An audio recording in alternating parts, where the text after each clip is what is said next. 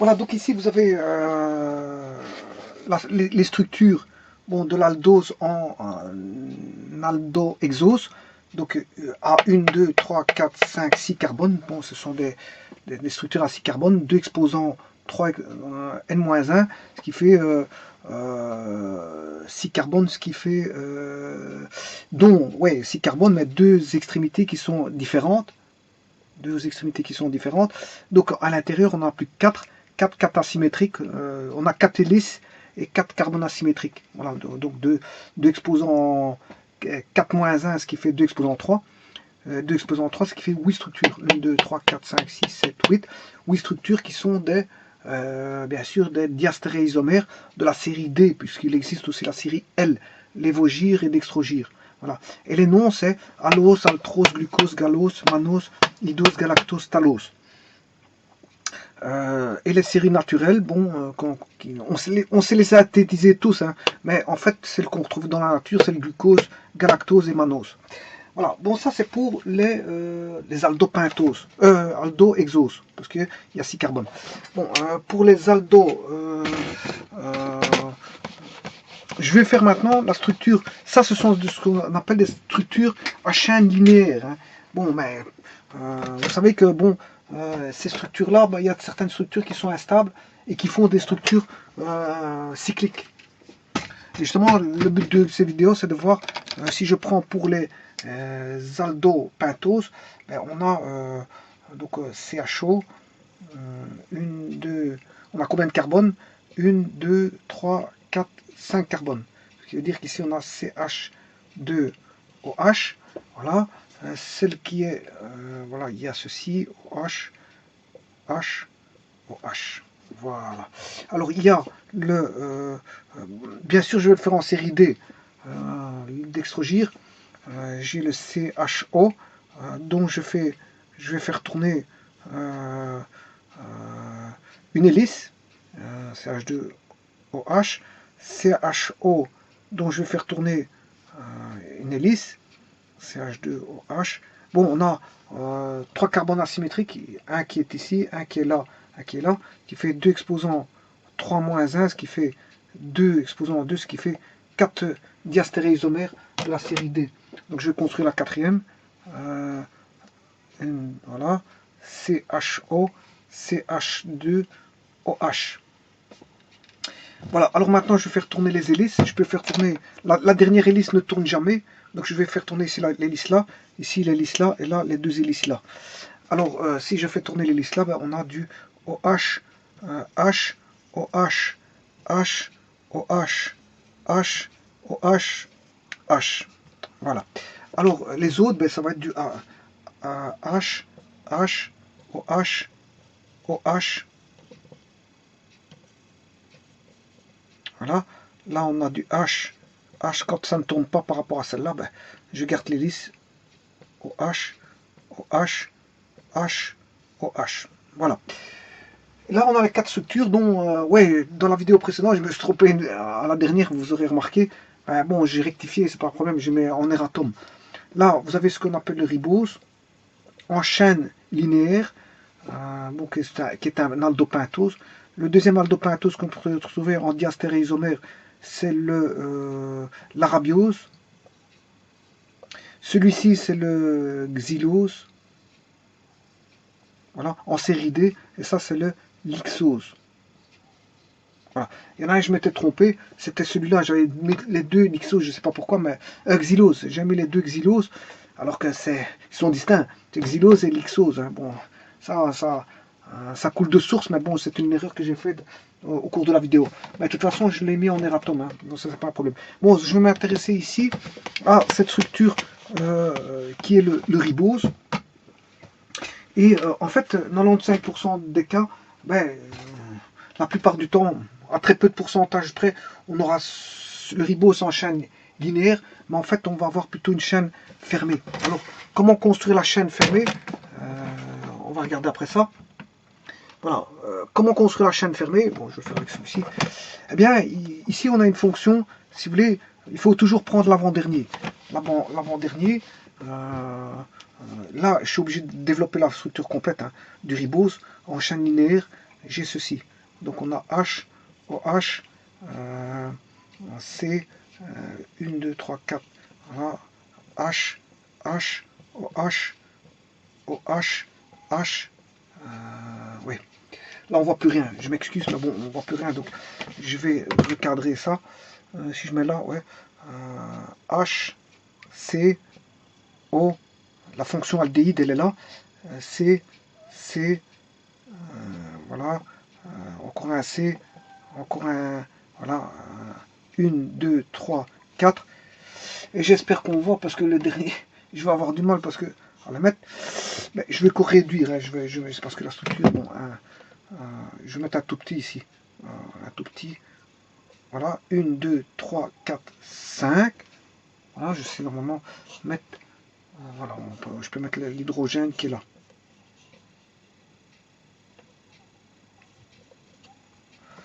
Voilà, je sais pas si on voit. C'est tout juste, hein. Voilà. Ouais, ce que je peux faire, c'est réduire la fonction aldéhyde ici. Je vais mettre en plus petit. H, O. Voilà. Alors ici, on a les structures comme ceci. Là, on a l'hydrogène, l'hydrogène, la fonction alcool ici. Voilà. Bon, je vais quand même calculer. Donc, c'est le ribose. Bon, on retrouve ça en biologie. Hein. Bon, le ribose, c'est un sucre, voilà, c'est un ose. Pas confondre avec le désoxyribose, hein, qu'on retrouve dans l'ADN, qui est l'acide désoxyribonucléique. Hein. Voilà, ben ça, je verrai en son temps. Mais ici, calculons d'abord si on a bien l'aldopentose C5, H2O 5, ce qui fait C5, H10, O5. Combien de carbone? 1, 2, 3, 4, 5. Le compte est bon. Combien d'hydrogène? 1, 2, 3, 4, 5, 6, 7, 8, 9, 10. Le compte est bon. Combien d'oxygène? 5. 1, 2, 3, 4. 1, 2, 3, 4, 5. Le compte est bon. Le carbone numéro 1, c'est celui-ci. Le 2, il est là. Le 3, il est là. Le 4, il est là. Le 5, il est là. Les carbones asymétriques, il est sur le 2, sur le 3, sur le 4 et sur le 5. Voilà.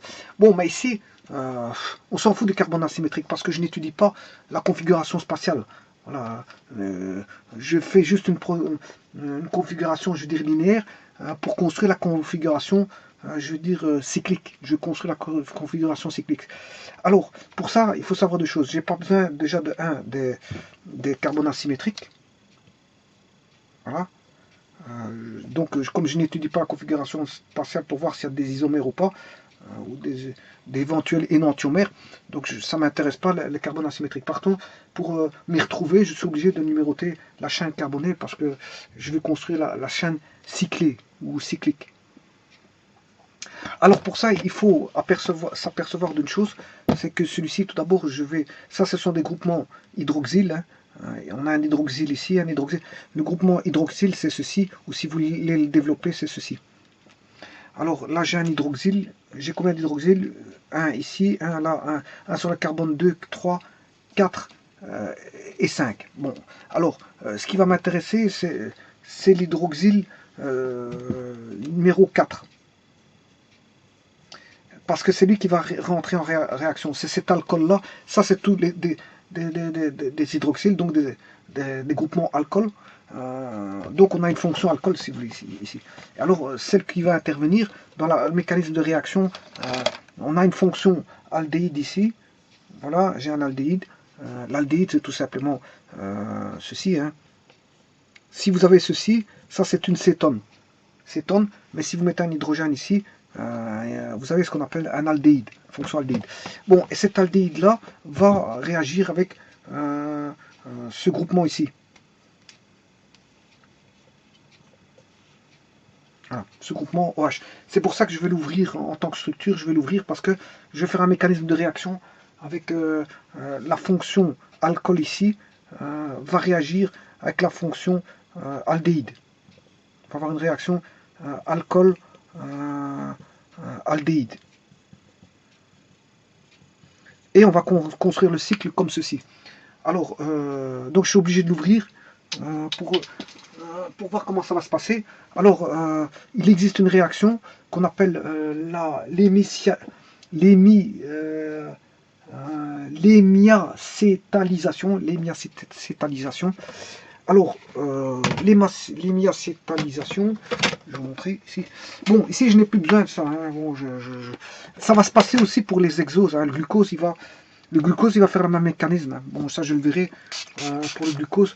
Et donc, fatalement, comme ils vont s'ouvrir, ils vont se fermer sur une chaîne, eh bien, ils vont donner des nouveaux isomères, qu'on appelle des anomères. Donc, les structures fermées vont donner de nouveaux isomères, et donc de nouveaux, je m'excuse, des nouveaux composants, des nouveaux composants en sucre, puisqu'en fait, il y a des nouveaux isomères qui vont apparaître à cause de la fermeture et donc de la possibilité de réaliser des isomères qu'on appelle des anomères, que je verrai en son temps, bon, qui est juste un retournement du OH et du H, mais bon, ça c'est pas le but de la vidéo. Le but de la vidéo, c'est le mécanisme de construction de la chaîne, à partir de la chaîne linéaire, créer une chaîne fermée. Alors comment partir de la chaîne ouverte pour aller vers la chaîne fermée? Mais si on a un alcool, structure ROH, comme ceci, bon, pour les besoins de la mécanisme de la réaction, je suis obligé de l'ouvrir. Voilà. Qui va réagir avec, si vous voulez, l'acétone, enfin l'aldhyde, je m'excuse, l'aldhyde, je m'excuse, parce que là, c'est la molécule de cétone, c'est plutôt ceci, mais ici, moi, j'ai plutôt un aldhyde, et l'aldhyde, c'est plutôt avec un H. Donc, j'aurai un R', hein, peu importe ce que c'est, avec un H et un carbone, voilà, comme ceci. Là, j'ai bien la fonction alcool et la fonction aldhyde. Fonction alcool, fonction aldhyde. Alors, qu'est-ce qui va se passer? Eh bien, ici, on aura une rupture de double liaison. La rupture de double liaison va intervenir comme ceci. C'est H. Voilà. La double liaison va se casser ici pour donner, ici, si vous voulez, un au moins.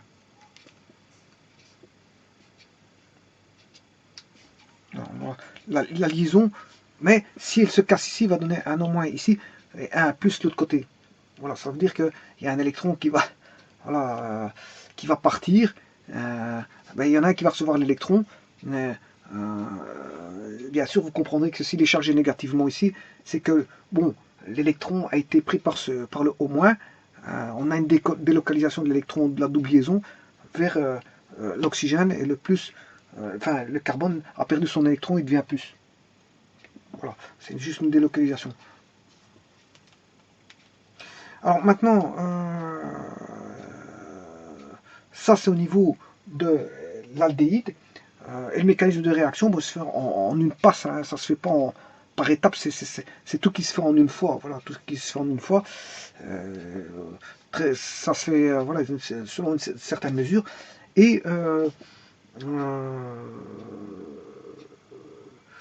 le ROH, l'alcool ici, va perdre, va casser, la liaison va être en rupture ici, voilà, elle va être en rupture, elle va se rompre ici, la liaison va se rompre ici, pour donner du R- plus H+.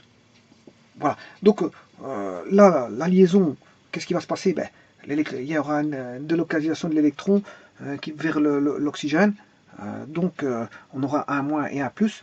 Et là, qu'est-ce qui va se passer? Ben, au niveau du ROH, ben, la structure, la liaison OH va se casser au niveau de l'alcool pour former du RO- et H+. Alors vous comprendrez que lui, il ne va pas se mettre avec lui, parce que si c'est cassé, c'est pas pour se mettre avec lui, mais c'est pour se mettre avec celui-ci.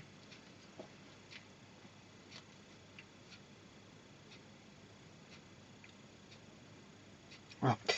Alors, le H+, va aller avec le O-, de telle manière à former, vous l'aurez compris, du OH. Du OH. Par contre, le plus et le moins ici vont se mettre ensemble. Et si, maintenant, je vais mettre ici la suite.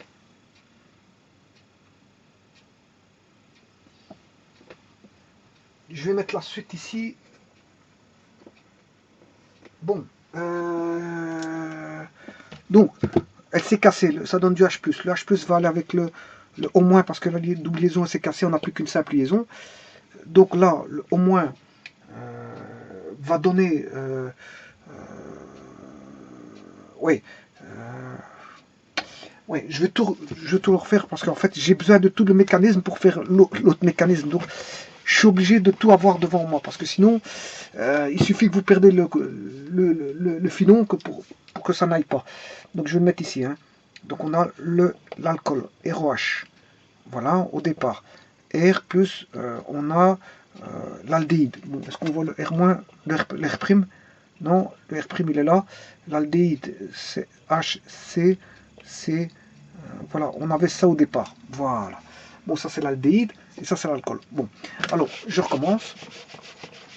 Je vais écrire en plus petit pour essayer de mettre le maximum d'informations. Donc, le R, il va se casser, enfin, le OH comme ceci. Bon, ça je vais le mettre comme ça. Voilà. Je casse la liaison ici entre le O et H pour avoir R- et plus H+. Voilà. Alors ici on va voir la double liaison qui s'est cassée pour avoir RC. Et là on a cette fois-ci du O, mais comme elle s'est cassée, une délocalisation d'électrons, on aura plus-moins. Alors le R au moins, la H+, il va pas retourner avec lui, parce que comme je vous ai dit, ça il n'y aurait aucune raison de faire ça. J'aurais R au moins va aller avec le carbone ici, plus. Voilà, le moins va aller avec le carbone plus. Et le H+, va aller avec l'oxygène. Donc en gros, le H+, va aller ici, avec le O-. Par contre, le O- va aller avec le... Je vais le faire avec un marqueur de couleur parce que sinon on risque de s'y perdre. Le O- va aller avec le plus. Le O- va aller avec le plus. Donc le O- qui est ici, que je mette en vert, hein, voilà, O- va aller avec le plus. Et bien sûr ici,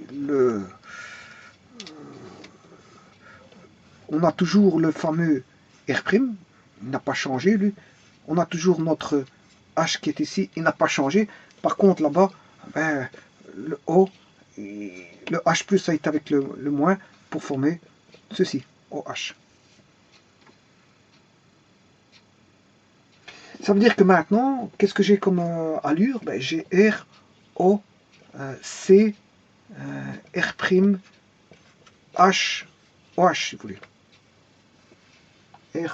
RO, C, bien sûr comme ceci, RO, C, H, R', OH. Voilà. Voilà la nouvelle structure. Donc ceci, c'est ce qu'on appelle une hémiacétalisation.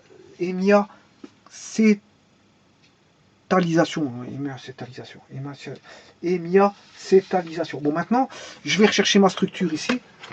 Voilà. Et on va faire cette réaction-là. On va faire la réaction, voilà, qu'on vient de voir maintenant à l'instant.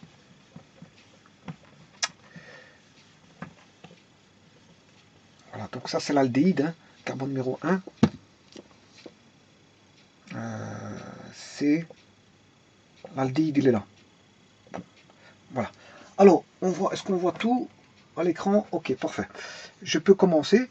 Eh bien, ici, la première des choses à faire, c'est d'ouvrir celui-ci parce que c'est lui qui va rentrer en mécanisme de réaction. C'est toujours l'avant-dernier. Hein. C'est pas le CH2OH, mais c'est le dernier CHOH.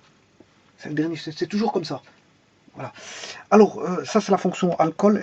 Alcool, elle est là, OH, et ça c'est la fonction aldéhyde. Alors, l'alcool, il va avoir une rupture.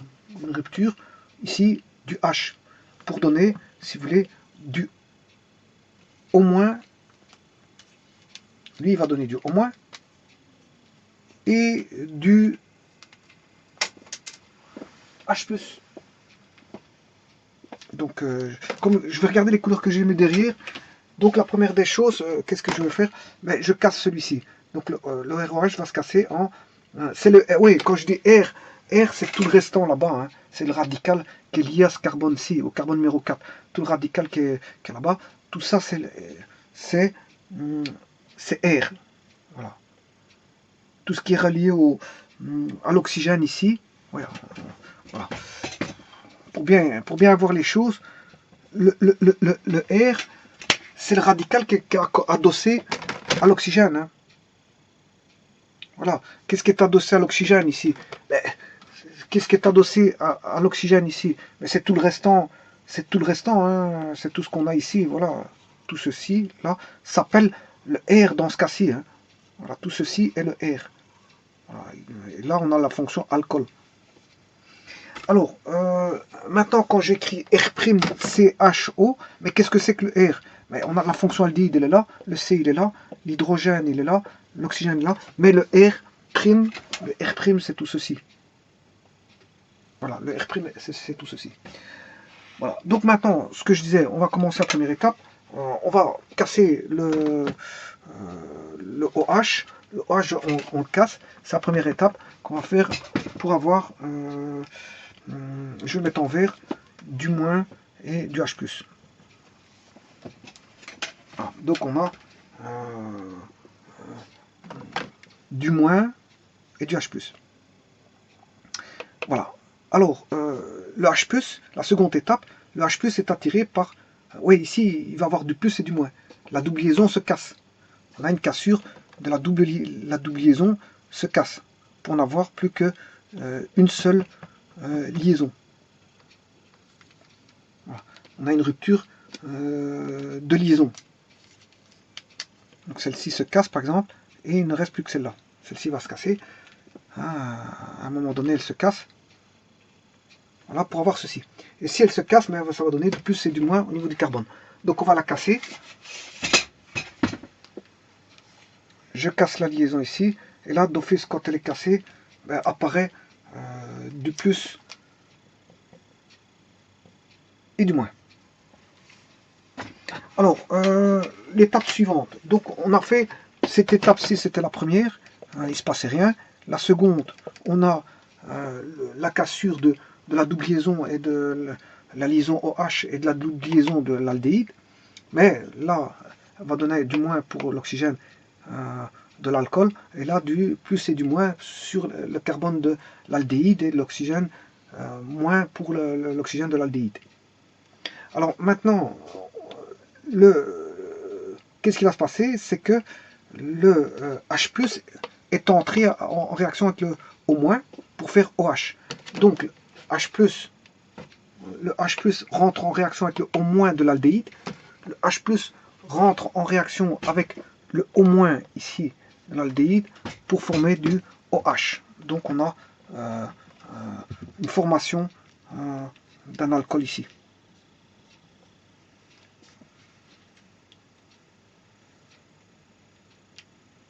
Donc on a un groupement carboxylique qui apparaît. Hein.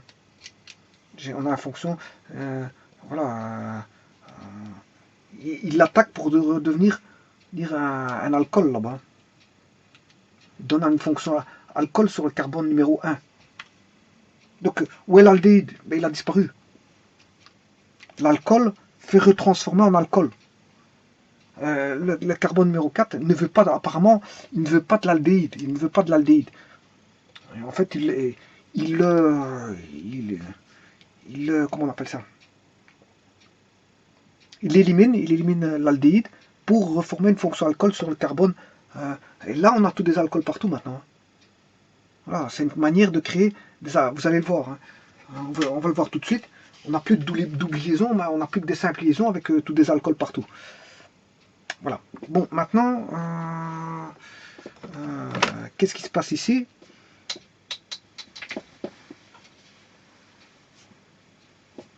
Qu'est-ce qui se passe ici? Donc on a fait maintenant l'étape qu'on vient de faire, c'est le H+ a rencontré le O- pour faire du OH. Maintenant, le O- ici va se mettre avec le carbone plus. Donc le au moins de la fonction alcool du carbone 4 va se lier avec le carbone positif de l'ancien aldéhyde qui est devenu alcool. Donc ce qui veut dire, ça veut tout dire. On va, le moins vert va aller avec le plus rouge. Il reste plus deux signes. Et voilà, le moins vert, voilà, que je vais mettre cette fois-ci comme ceci.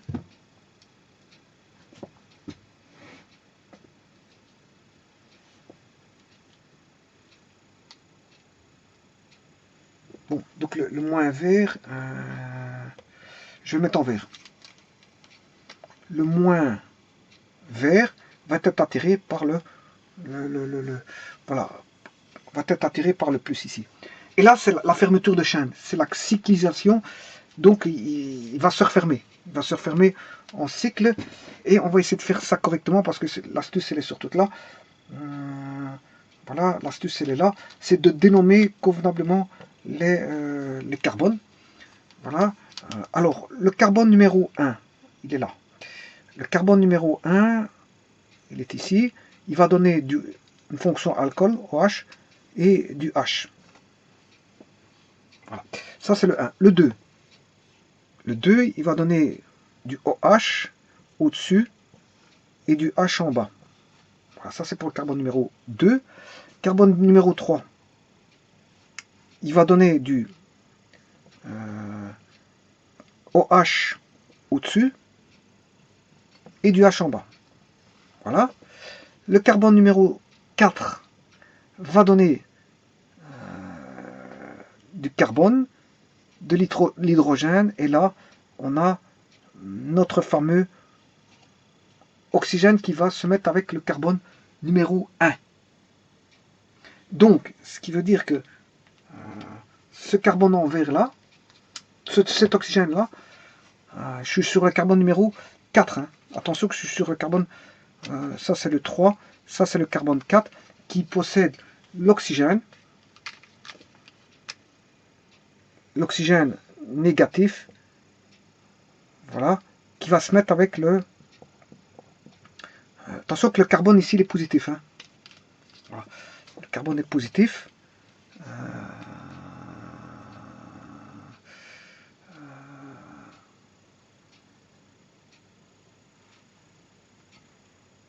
Voilà. Le carbone est positif. Donc sur le carbone 4, j'ai l'hydrogène. Attention que j'ai sur le carbone 4, j'ai pas encore mis ceci. Hein. Je vais le mettre à l'instant, mais tout d'abord je vais mettre l'oxygène. Sur le carbone 4, je suis en train de faire l'oxygène. L'oxygène, il va s'allier au carbone numéro 1.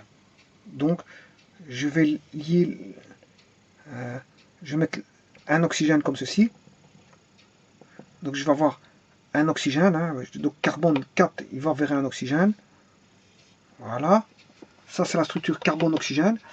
Bon, et le moins et plus ici, mais ils vont s'attirer pour former une liaison. Une liaison qui va être ceci. Voilà. Alors maintenant, il ne reste plus qu'une chose à faire. Je n'ai pas indiqué cette structure-là. Et cette structure-là, c'est celle qui est sur le carbone numéro 4.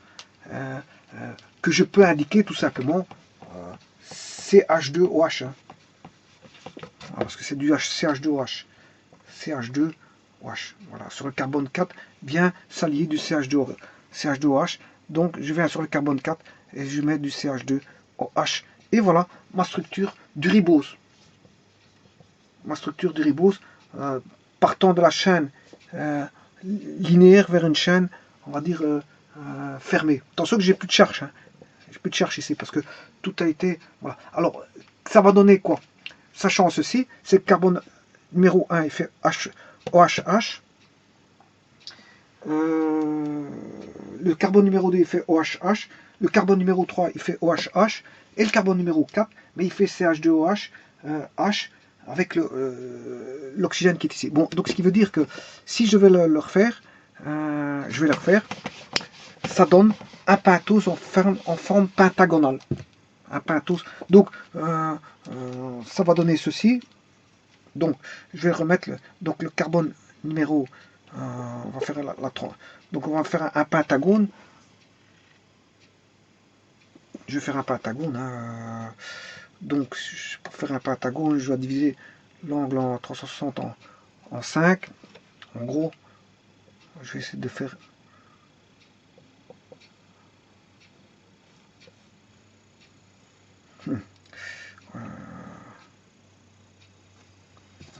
Bon, pas grave, je vais essayer de le faire en vue d'œil.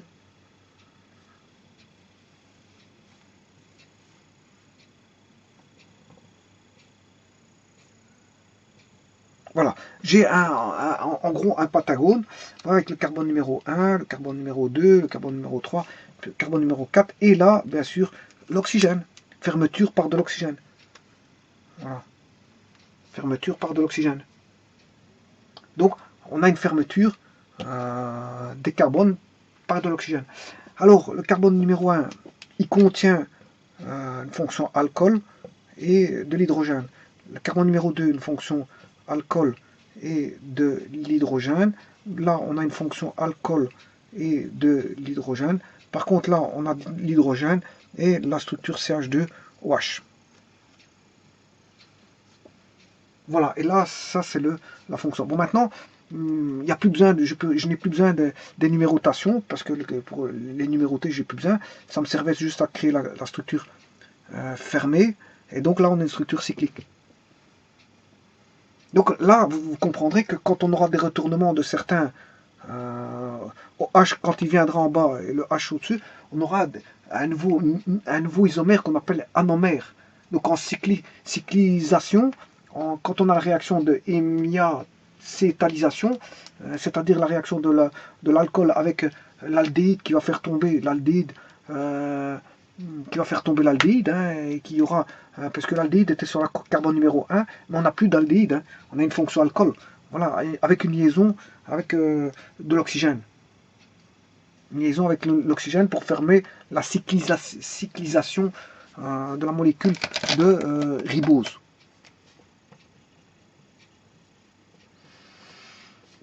Voilà. Voilà. Et ça arrive dans 95% des cas. Bon, on a la réaction, je veux dire, qui va passer de la chaîne linéaire à une chaîne, comment est-ce qu'on appelle ça, une chaîne cyclique. Chaîne cyclique. Chaîne cyclique. Une chaîne linéaire et une chaîne cyclique. Dans 95% des cas, ce sera ça. Donc, en fait, vous voyez bien qu'on a une réaction. On a une réaction du groupement aldéhyde CHO et de la fonction alcool OH avec l'avant-dernier OH, bien sûr. L'avant-dernier du carbone, c'est l'alcool de l'avant-dernier carbone, c'est ça. Voilà. Et on a un équilibre entre la forme, si vous voulez, linéaire et la forme cyclique, mais que la réaction est fortement déplacée dans le sens de la cyclisation. Voilà, à 95%, c'est ça. Donc on a plus une réaction qui se fait dans ce sens-là, plutôt que dans un équilibre qui est, je veux dire, comme ceci. C'est un équilibre précaire. Parce que 95%, comme on a ceci, la réaction, vous comprendrez qu'elle a plus lieu de la chaîne linéaire vers la chaîne cyclique. Voilà, plus lieu de la chaîne linéaire à la chaîne cyclique.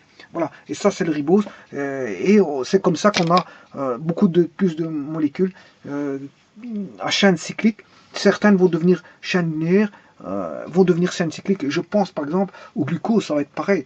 Le glucose, bon, c'est une chaîne linéaire que je vous ai montré. J'ai tout effacé, je ne sais pas si j'ai tout effacé, oui, pour mettre les réactions, mais ouais, j'ai tout effacé. Mais le glucose, bon, vous allez voir que je vais faire la même chose. Je vais obtenir, bien sûr, par une réaction d'hémiacétalisation, je vais obtenir comment on appelle ça, le glucose qui, lui, n'est pas un pentose, mais un hexose. Le glucose est un hexose. Donc, on n'aura pas une structure pentagonale, mais une structure hexagonale. Le glucose est une structure hexagonale. Voilà, je vous remercie.